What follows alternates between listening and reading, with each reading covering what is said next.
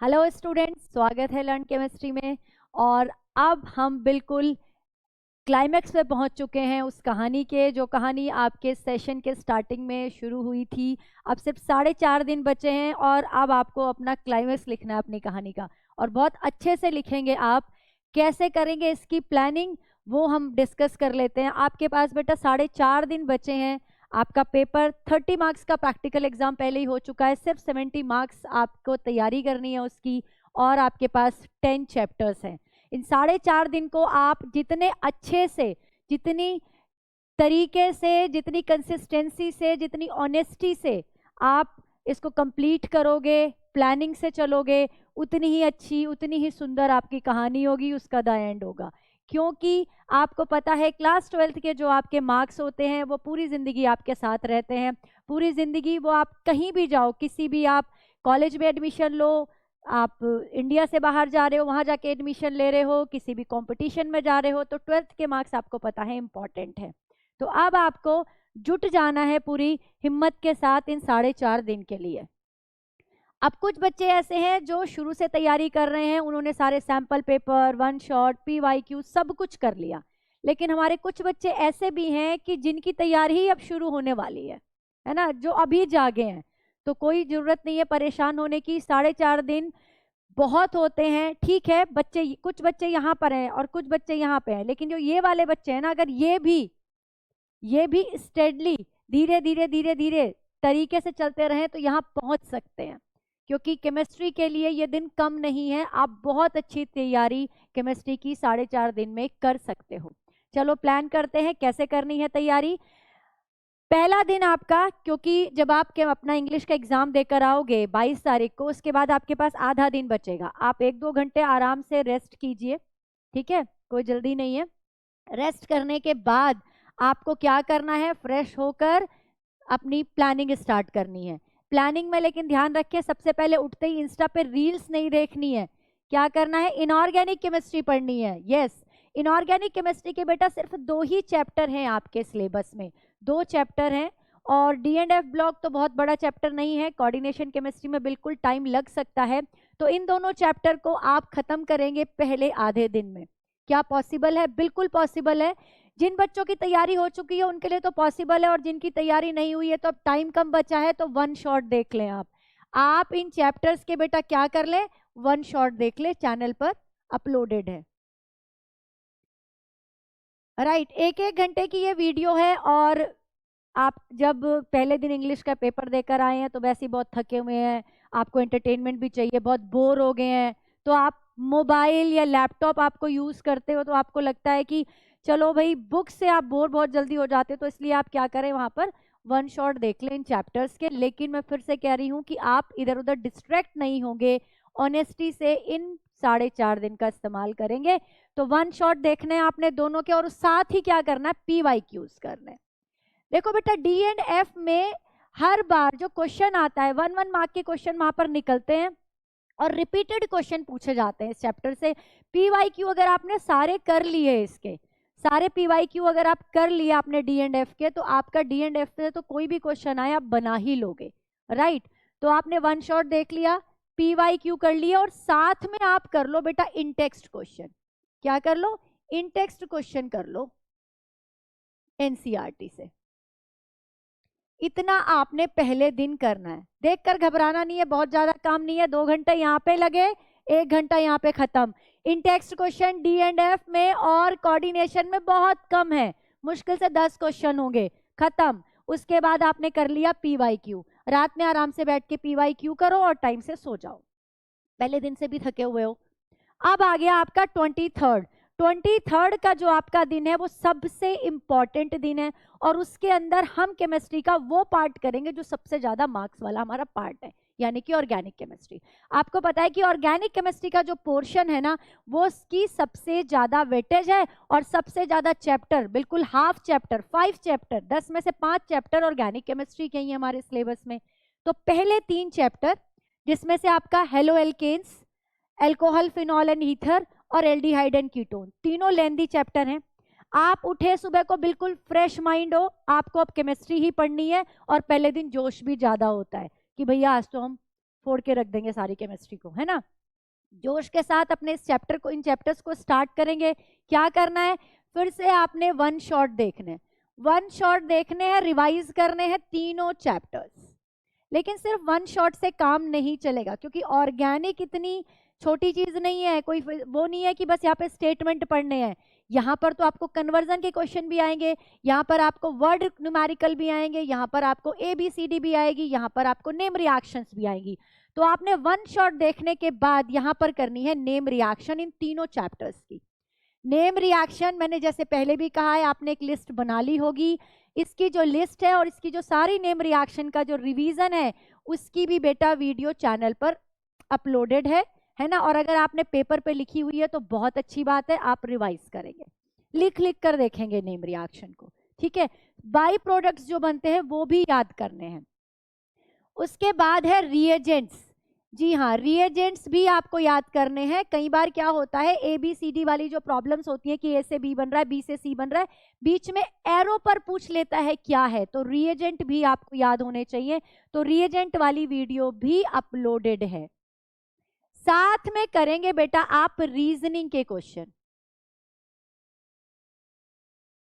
Reasoning question ma'am ये क्या होते हैं, रीजनिंग क्वेश्चन भी मैंने सारे चैप्टर्स के डाले हुए हैं।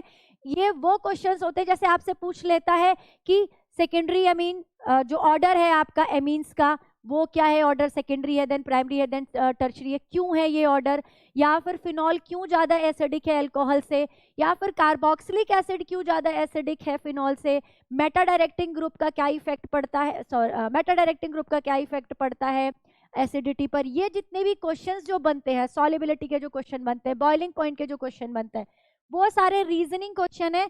और फिर से बता रही हूं, इन सारे क्वेश्चंस की चैप्टर वाइज वीडियो पड़ी हुई है आपके चैनल पर, राइट। ये कर लिया आपने। अभी मैंने कहा, अभी आपने इसके PYQ नहीं करे, अभी NCERT के इंटेक्स्ट नहीं करे, अभी इतना ही हो पाएगा। इस दिन चाहे जोश कितना भी हो, लेकिन इतना ही हो पाएगा, क्योंकि एल्डिहाइड और कीटोन वाला चैप्टर लेंदी है। वहां पर एल्डिहाइड भी है, कीटोन भी है, एसिड भी है। अल्कोहल का चैप्टर भी बड़ा है, अल्कोहल है, ईथर है ना, और फिनॉल है। चलो ये वाला फिर भी छोटा है। तो ये तीनों चैप्टर, नेम रिएक्शंस, रिएजेंट्स और रीजनिंग, कोई भी चीज छोड़नी नहीं है। ये कोई भी चीज छोड़नी नहीं है, ये सारी चीजें आपको करनी है, एक एक चीज करनी है। प्लानिंग से चल रहा है तभी नंबर अच्छे आएंगे बेटा, तभी हम 70 में से 70 की बात कर पाएंगे, है ना। अगला दिन आया हमारा 24, अभी भी जोश कायम है, हाई है आपका। तो उसमें आपने फिर से ऑर्गेनिक केमिस्ट्री ही करनी है, क्योंकि ऑर्गेनिक केमिस्ट्री के भी 2 चैप्टर बचे हैं। पहला आपका बचा है एमीन वाला चैप्टर। चैप्टर छोटा है लेकिन रिएक्शन बहुत सारी है, डायजोनियम क्लोराइड भी है यहाँ पर, इंपॉर्टेंट है, रिएक्शन बहुत सारी है, बहुत सारे रीजनिंग क्वेश्चन है। तो आप ऑर्गेनिक ये वाला एमीन्स वाला चैप्टर करेंगे और बायोमोलिक्यूल्स का चैप्टर करेंगे। छोटा चैप्टर है, थ्योरेटिकल बहुत सारा है, उसमें आप विटामिन की जितनी भी उससे होने वाली डिजीज है वो पढ़ेंगे, RNA DNA का डिफरेंस, एमाइलोज एमाइलोपेक्टिन का डिफरेंस, जितने भी डिफरेंस है आपके, ठीक है। ग्लोबुलर प्रोटीन है और जो फाइब्रस प्रोटीन है उसका डिफरेंस। तो ये सारी चीजें यहाँ पर आपको पढ़नी है। तो यहाँ पे फिर आप क्या करेंगे, वन शॉट देखेंगे। सबके वन शॉट मैंने बनाए हुए हैं बेटा और पढ़े हैं चैनल पर, वन शॉट देख लेंगे पहले।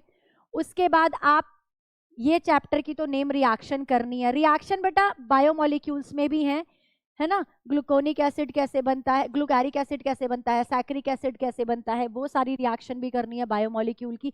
स्ट्रक्चर करनी है, ग्लूकोपैरानोज स्ट्रक्चर है ना, और फ्यूरेनोज स्ट्रक्चर और फ्रक्टोज, दोनों स्ट्रक्चर करनी है। लिंकेज देखनी है डाइसैकेराइड में किस किस पर है। तो आपको नेम रिएक्शन करनी है और साथ में यहाँ पर भी बेटा रिएजेंट्स, इस चैप्टर के रिएजेंट्स की वीडियो भी पड़ी हुई है और यहाँ के रीजनिंग क्वेश्चन भी करने हैं इस चैप्टर के आपको। इन सब की वीडियो चैनल पर है अपलोडेड। ये भी करेंगे, ये भी करेंगे और ये भी करेंगे, ये चारों स्टेप आप करेंगे। साथ ही जब ये दोनों चैप्टर आपके खत्म हो जाएंगे, इतने बड़े चैप्टर नहीं है, बहुत लेंदी चैप्टर नहीं है, आप कर लोगे, फर्स्ट हाफ में ही ये चैप्टर खत्म हो जाएंगे। चलो आफ्टरनून आप 4-5 बजे तक शाम को आपने चैप्टर खत्म कर लिया। उसके बाद आप करेंगे एक इंपॉर्टेंट काम, दैट इज कन्वर्जन प्रैक्टिस।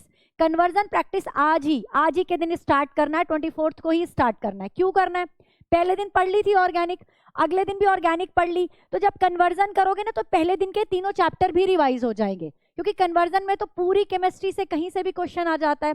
तो कन्वर्जन प्रैक्टिस करनी है, साथ में ना आपको वर्ड न्यूमेरिकल करने हैं। वर्ड न्यूमेरिकल कौन से होते हैं? जहाँ पे आपको एक मॉलिक्यूलर फॉर्मूला दे देता है, फिर उसकी कोई टेस्ट दे देता है, फिर आपसे पूछता है कि ए बी से रिएक्ट किया, बी से सी बना, ए बी सी क्या होगा, राइट? वो वाले क्वेश्चंस करने हैं। ये सारी प्रैक्टिस आपको करनी है। ये PYQ जब आप करोगे अपने, वहां आपको आसानी से मिल जाएंगे। साथ में एनसीईआरटी में, एनसीईआरटी के जो इनटेक्स्ट क्वेश्चन है, इनटेक्स्ट क्वेश्चन है, कौन से इनटेक्स्ट क्वेश्चन स्पेशली करने हैं बेटा? एक तो फिनॉल वाले चैप्टर के, फिनॉल में जो HI के वजह से जो क्लीवेज होती है, ऑक्सीजन बॉन्ड के दोनों तरफ से जो बॉन्ड टूटते हैं, वो वाले जो इनटेक्स्ट क्वेश्चन आपको दे रखे हैं, एग्जाम्पल दे रखे हैं, वो जरूर करेंगे। साथ में जो एल्डिहाइड कीटोन वाले चैप्टर है ना, उसमें भी जो इनटेक्स्ट क्वेश्चन दे रखे हैं वो जरूर से करने हैं। बाकी सबके भी करने हैं, लेकिन इस पर मैं स्पेशली आपको बोल रही हूँ कि आपको ये जरूर करने हैं, क्योंकि यहाँ पे जो क्वेश्चन दिए हुए हैं ना बहुत इंपॉर्टेंट है और यहाँ से क्वेश्चन बनते हैं, राइट? तो ये आपने कर लिया ऑर्गेनिक केमिस्ट्री वाला पोर्शन। यहाँ पर जितने ज्यादा आप क्वेश्चन कर सकते हो, बाकी और प्रीवियस चैप्टर के भी जितने एनसीईआरटी इनटेक्स्ट क्वेश्चन कर सकते हो, टाइम है करो, रात तक पढ़ाई करो, अच्छे से लग के करो, क्योंकि अगले दिन आपके पास फिर से खाली दिन है, कोई एग्जाम नहीं है, ठीक है?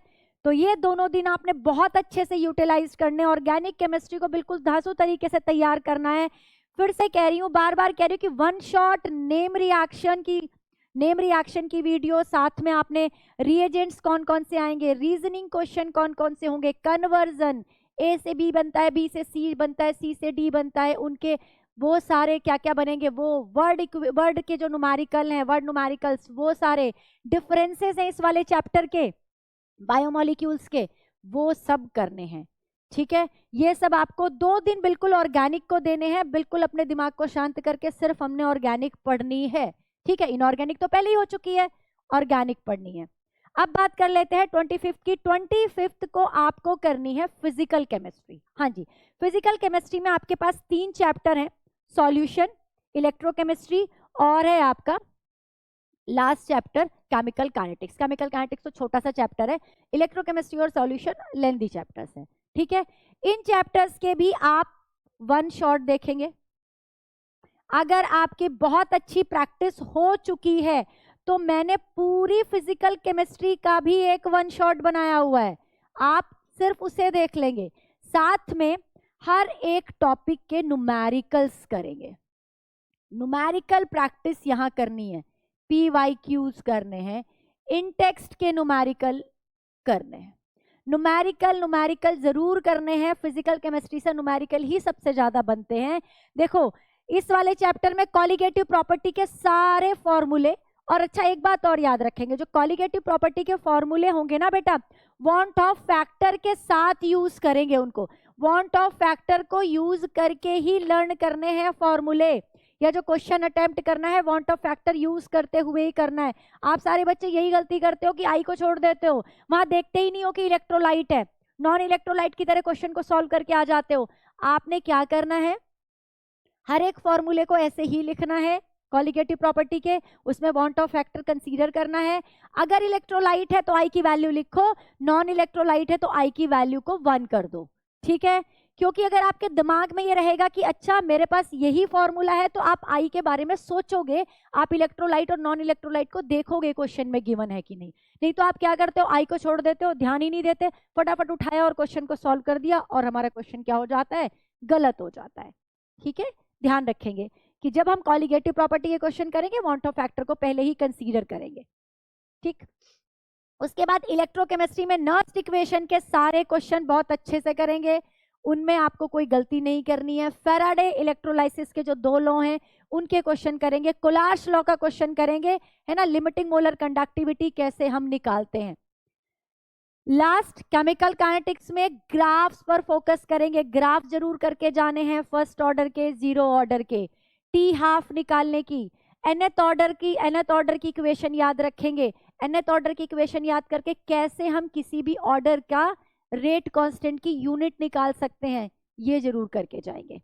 तो ये हमारे तीनों चैप्टर करने हैं आपने, वन शॉट करने, न्यूमेरिकल करने, PYQ करने, इन टेक्स्ट करने, और साथ में क्वेश्चन। एक काम और करना है, अगर अब तक नहीं किया, अगर कर लिया तो बहुत अच्छा, अगर नहीं किया तो तीनों चैप्टर के जो इंपॉर्टेंट फॉर्मूले हैं, इंपॉर्टेंट फॉर्मूले है बेटा, एक पेज पर लिख लेना बिना देखे।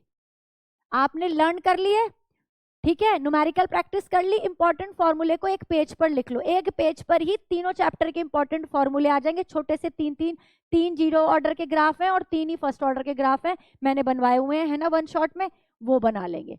एक पेज पर पूरी फिजिकल केमिस्ट्री के फॉर्मूले आ गए और ग्राफ आ गए, ये करके रखेंगे, ये जरूर करेंगे। अगर आपने कर लिया तो बहुत अच्छा है, आप उसको रिवाइज कर लो, अगर नहीं करा तो बनाएंगे इसको।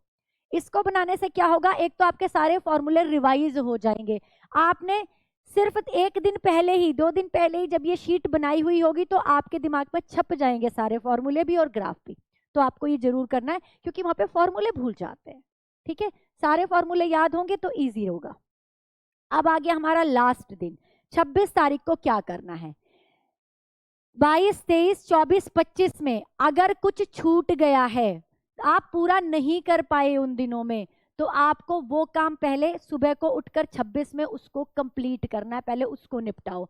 मान लो आपकी कन्वर्जन प्रैक्टिस पूरी नहीं हो पाई, आपके कोई PYQ छूट गए, आपने वो करना है। साथ में अगर आपका टाइम पे कंप्लीट हो जाता है तो सुबह उठेंगे, एक सैंपल पेपर करेंगे, 3 घंटे का टाइम लगाकर सैंपल पेपर करेंगे, पूरा डन।